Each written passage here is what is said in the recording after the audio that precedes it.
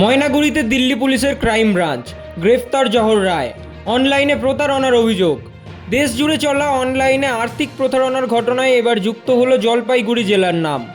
আর্থিক প্রতারণা মামলায় ময়নাগুড়ির এক ব্যবসায়ীকে গ্রেফতার করল দিল্লি পুলিশের ক্রাইম ব্রাঞ্চ।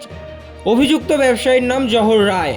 তার ময়নাগুড়ি বাইপাস এলাকায় রেস্টুরেন্ট ও পানশালার ব্যবসা রয়েছে।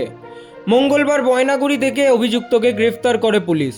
জানা গিয়েছে, শেয়ার বাজারে আর্থিক প্রতারণা ও অনলাইন আর্থিক প্রতারণা সংক্রান্ত একটি মামলায় সোমবার দিল্লি পুলিশের একটি দল ময়নাগুড়িতে আসে। ঘটনায় জহরবাবুর নাম জড়িয়ে যাওয়ায় দিল্লি পুলিশের ক্রাইম ব্রাঞ্চের আধিকারিকরা জহরবাবুকে জিজ্ঞাসাবাদ করে, কিন্তু তিনি পুলিশকে উপযুক্ত জবাব দিতে না পারার তাকে গ্রেফতার করা হয়।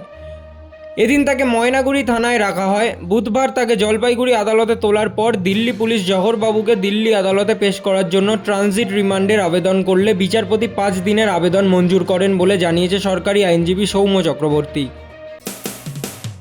মানুষের পাশে মানুষের সাথে আমরা আছি এই বাংলাতে।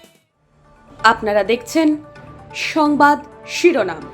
দেখলেন তো অনেক কিছু, এবার দেখুন নতুন কিছু।